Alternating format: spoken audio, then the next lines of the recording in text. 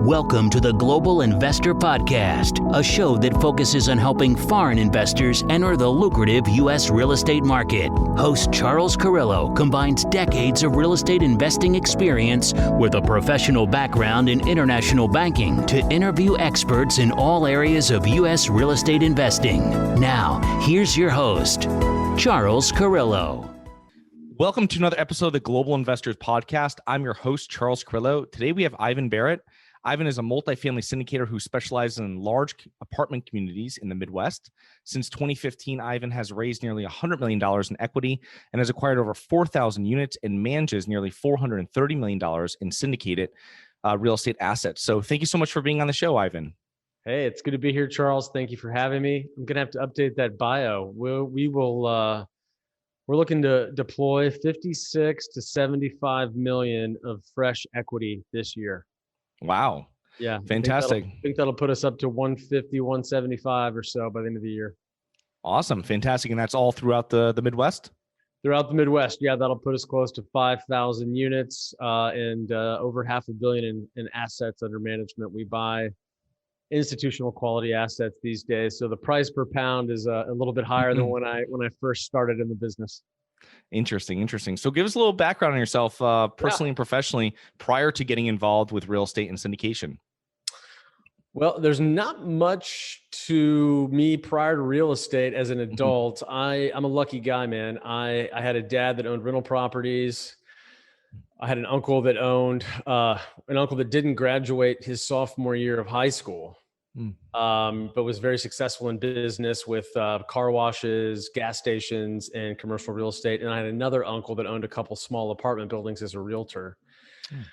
And I was lucky enough to be graduating high school when Rich Dad, Poor Dad came out. My dad gave me that book, and he was a big fan of that. And so I had some really early influences in real estate.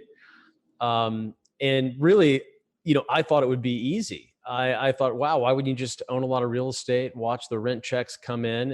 And so I was very attracted as a lazy, teenager, early 20s kind of guy, thinking it would be easy. Turns out it's a real job.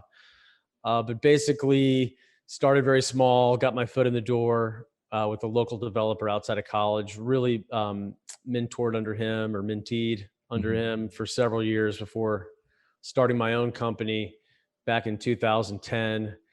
Started with the duplex, man. All back when started from the bottom. Nice. Interesting. So with that duplex, how did that work out? Did you bought it with an FHA loan and you rented it out and house hacked it? I did. I did not want to be a landlord at the time. I always wanted to own big deals, but my dad was like, hey man, if you want to go buy a house, you're on your own. But if you buy a duplex, live in one side and rent out the other, house hack a duplex, they call it now. I'll match you on the down payment. And of course, low down payment with FHA, I was off to the races. Nice. That's awesome. Yeah, same thing with me. My dad wanted me to get into it, and I didn't really want to do it. I was just getting out of college, and he kind of pushed me into it, and I got a triplex, which I still own today. And but nice. It's yeah. I mean, it's not something you really want to do when you're in your 20s. I mean, no, I didn't want to be a landlord. No, I wanted to be a fancy, big time developer. I graduated business school with a degree in finance and real estate, and thought I was going to go straight into the big leagues, which turned out to be not the case. So I had to eat some humble pie along the way.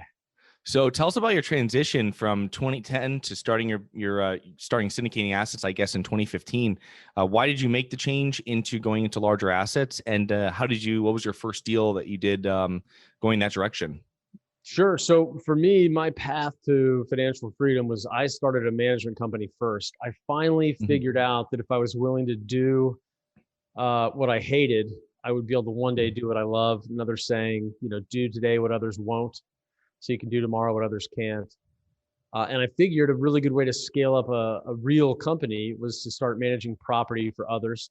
Absolutely still hated, personally managing tenants and toilets and being basically the linchpin for everything as a one-man operation in the beginning, but knew that I could scale that business much faster than only buying real estate. So I was just getting these little management contracts, single family homes, duplexes, condominiums, lots of landlords by necessity back in those days because they were underwater on mortgages, and investors that owned a few smattering of units. Started getting some small apartment buildings. And at the same time, I learned how to, I learned the BRRRR method before it was BRRRR. It was just buy, renovate, rent, refinance, and repeat, right? I don't think I left out any R's, but I started doing that on smaller multifamily deals, using private hard money. From there, I started buying small apartment projects. I bought a few of those. Big deal was 35 units, 30 units, just with one or two investors and an operating agreement. And then in 14 or 15, I forget exactly where, the first, what I would call a true syndication with a PPM, was the next one I was able to grab. And that had always been the plan, Charles. But again, a couple of years had gone by. It's 2008, and I'm not any closer to my goals. And I finally, dropped the ego and said, I'm going to stop worrying about doing big deals. I'm just going to focus on doing the next deal. As long as it's multifamily, 2 units or more, I'm going to start putting some deals together and build some momentum. And that's how it worked. I started with duplexes. Then I bought a triplex. My first big apartment deal was 6 units. I bought off a bank back in 2009 or 10, I think. Nice. Then bought a few deals with some investors in my network. Then started syndicating. Shortly thereafter that, bought my first site managed deal at 112 units. Shortly after that, I partnered up with a guy in the business who is the exact opposite of me, much smarter, much better operator. And it's been a beautiful partnership ever since. And we both do very, very well in our respective lanes together. We are greater than the sum of the parts. And it allowed us to bend the growth curve and get to where we are today, 11 years later. Sometimes seems like yesterday. Other times it seems like a much longer period. But that's what's really helped us scale up, primarily from 2015 as syndicators to where we are today in 2021. When you were making that transition, you're getting a partner, you're building out a team. How did you have to switch your mindset from small multifamily deals into, I need to partner, I just can't, spin all these plates myself? Yeah, I love that question. Oftentimes as an entrepreneur, and at the time I was a solopreneur, I think I got up to about 70 units or so that I was literally managing by myself. I had a bookkeeper that came in every other week, and everything else fell on me. And if I had a time machine, I would have done it differently. But what I had to realize is there's these points or these inflection points in your career as a entrepreneur that you have to recognize what got you here won't get you to where you want to go next. Yeah. And so back then I had to learn, listen, people are going to be harder managing teams, hiring, firing, human resources, right? It's such a key to growing a good, strong company that doesn't just burn out the entrepreneur, right? Yeah. You can only work so hard. So you have to matriculate, you have to evolve into becoming a business owner. And people makes the real estate look easy most days. Yeah. But I just decided that I was going to have to do it if I wanted to be a big company, or as Robert Kiyosaki would say, a B quadrant business, a real business. I had to figure it out, and recognizing that it was going to be difficult. I was going to make mistakes, get hit in the mouth, right? Knocked down. All I had to do was just not quit, get back up and try again and figure out what I did wrong, and hopefully not make the same mistake more than once or twice. And that really has fed a lot of my career, is finding these times to reflect and look at, okay, what needs to be cut out? What needs to be added? What got me here that won't get me to the next phase? Yeah. Interesting. Great. That's great information. So how does your team look now? I was, when I was doing research for this episode, looking through all the different parts of it. Now you guys are self-managing all your properties. Is that correct? That's correct. In the beginning, we have roots in property management. As I said, we grew a management company first.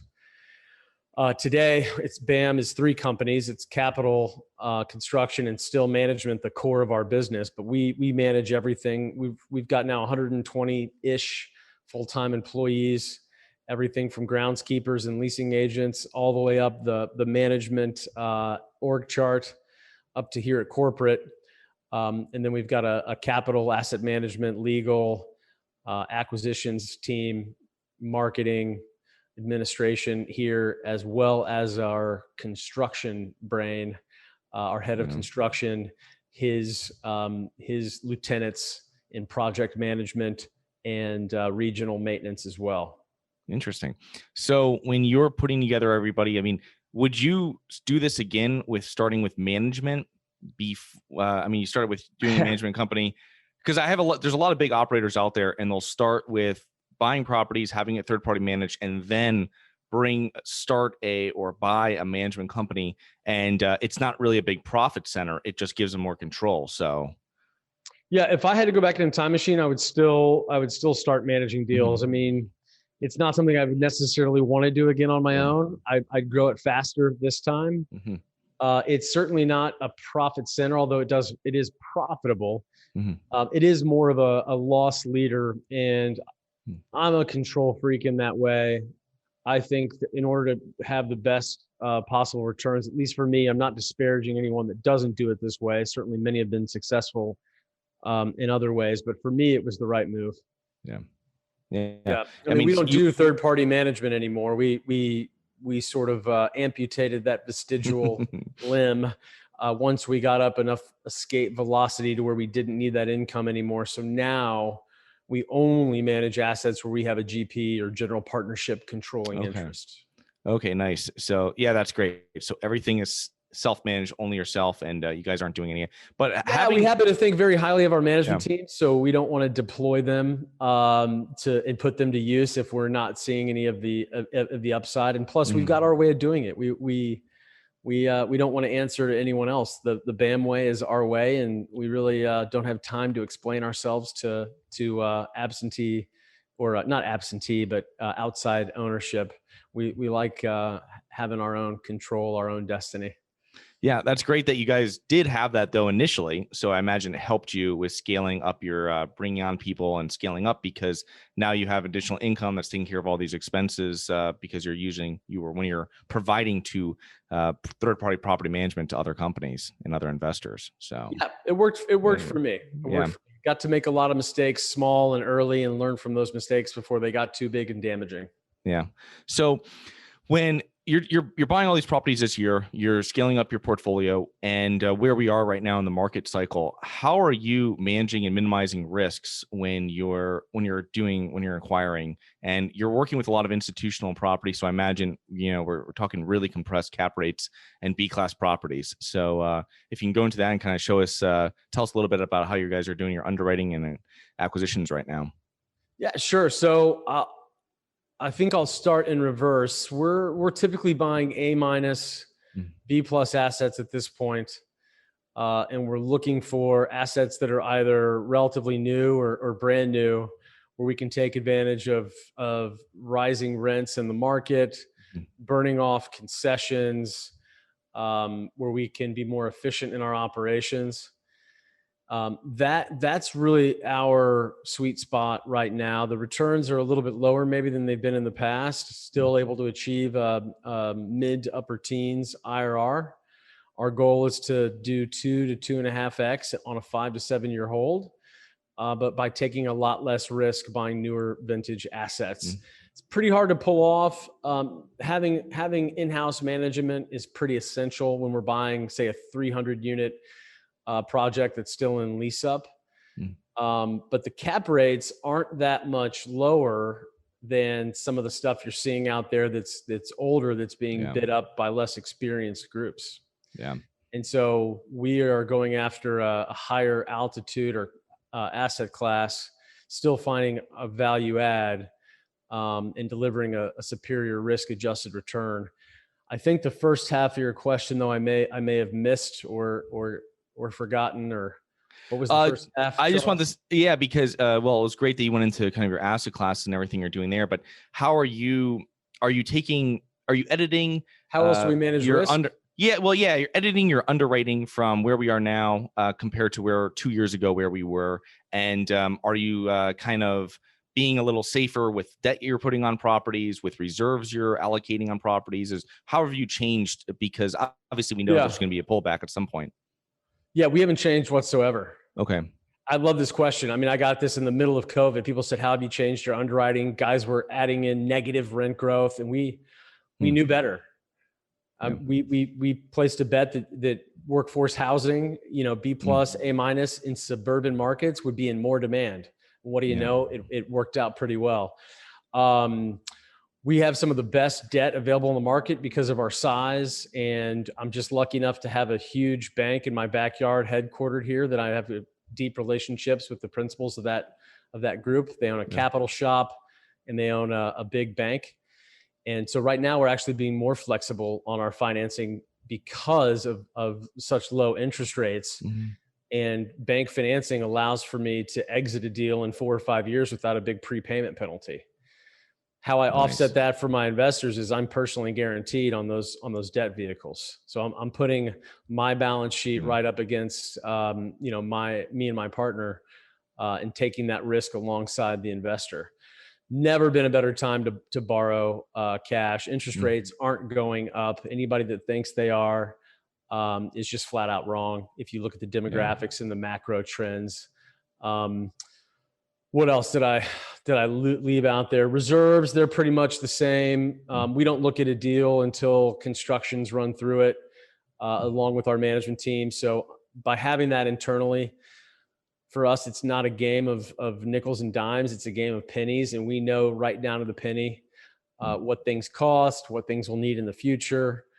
And, by buying some newer assets, those CapEx schedules are a little bit less intense as well. So with $100 million and now going to be about $150 to $160 million that you have raised and put out into your deals, what are some of the ways? I mean, obviously it's changed over the last several years from when you started, but how, when you started, were some of the effective ways you used for raising money, and how are you doing it now? Is it much more institutional money you're taking in, private equity firms that you're partnering with? Nope. No, I'll go in reverse order here. I don't partner with the private equity firms. I don't partner with institutions. We still raise capital from high net worth and ultra high net worth investors. We're approaching 500 LPs. Some of those checks are 30, 40, 50 grand, and some of those checks are 5 million and everywhere in between. I would tell any young aspiring real estate entrepreneurs or old, new to the business, no matter what age, there is so much wealth and value in your network that you're probably not even considering. And so early on, I would just, before I even had a CRM, I would make lists of people in my network that I knew and that I had trust with, that were successful, that I could get them out for a coffee or a lunch or now a Zoom call, and just show them what I'm doing in more of a, hey, can I get some advice, or what do you think kind of format versus a sales pitch. Right. And so over the course of 2015, even to, a couple of year ago, it's still a lot of one-on-one conversations, thousands of one-on-one conversations with investors. There's no secret sauce, no rocket science. It was just the daily discipline, the weekly, the monthly discipline of utilizing my network, reaching out, following up more, and getting in front of people and having a conversation, and remembering some will, some won't. So what? Who's next? It's funny, I had somebody that's been on. Well, I'll give you 2 examples, Charles. My largest investor was a 3-year conversation before he ever participated in a deal, and now he's probably got somewhere between 20 and 25 million with me. Wow. I had somebody on my slow drip list, not a marketing list, but just somebody I would keep in contact with a couple of times a year. They were on that list for 10 years. Wow. And they just wrote a check for $1 million for their first investment. So you just never know. I had an investor that we managed a few single family properties for him. I had a few of these, one of which he fired us. He said, hey, I'm going to send it to this other cheaper group. And he fired us. And we said, hey, have a great journey. Hope to see you again. Kept him on the marketing slow drip, a touch every now and then. And 4 years later, he's invested with me for a couple $1,000,000. So it's all these things that we know and learn. I would tell any entrepreneur, you probably already know half of what I'm saying, but just the constant attention to it. If you're not good at sales, or even if you are, listening to some sales training, listening to some sales books, how to influence people, right? It's not this magical thing I do once a week. It's these little things I do daily. Just like if you want to get in shape, Charles, you want to get 6-pack abs, or you want to train for a marathon. You don't train once a week for a marathon. You train pretty much every day, and you follow a disciplined program. And it's just these little things we do along the way that eventually over time add up. And just to say one more thing on that, even today, our single greatest source of new investors is existing investors who we've treated well, we've taken care of, we've delivered returns, and they've referred us to friends and family. That's still a huge source. My father, as an attorney, built a book of business that way. Some things don't change. Yeah. The problem is most people just don't want to put in the time to do it. Right. Yeah. They're looking for the easy button. Yeah. And private equity is an easy button, Charles. All you have to do, they'll give you all the money you ever need, right? All you have to do is sell your soul. Yeah. No, that's great. It's great. You have 500 LPs to raise that much money. I mean, that's fantastic. It's doing the right things consistently, right? I mean, that's kind of what it comes down to. Every day, it's doing the right things consistently. Yep. There's no secret sauce. It's really just the blocking and tackling and the daily discipline of being pursuing mastery in your craft. So you've been in real estate investing for decades. I imagine you've spoken to hundreds of different investors. What are common mistakes you see other real estate investors make? Well, let's see here. First, are we talking investors or operators? I would say operators. I would say people that going to be putting some of their money in, hopefully, and then also operating the deal. Yeah. So I think everyone out there listening should decide for he or she themselves if they're going to be an operator or an investor. Many of you folks out there, you call yourself a real estate investor, but you're an operator. You're not an investor. Figure it out. Investors, I see mistakes often. I think if you're going to go outside of your network of people you already know and trust to participate in private placement memorandums, you should look at a lot of deals before you do one, right? Operators, we could do a whole podcast 3 hours long on all the mistakes I've personally made. I've made every one of them. Analysis paralysis, right? Early on in a couple of those early deals, I thought I would make improvements out of cash flow. Definitely glad I learned that lesson on a small deal. I think right now, back to everybody, not everybody, but a lot of people looking for a shortcut. People are in such a hurry to get in a deal that they cut corners. One thing sooner or later that's going to happen, I think, is that some deals are going to start not working out. There's already some out there. You probably run across them. I would caution the equity aggregators out there to really be careful on who they partner with on the operating side. It's really easy to partner with a bunch of people and everybody bring a couple $1,000,000 to the pool and syndicate a deal.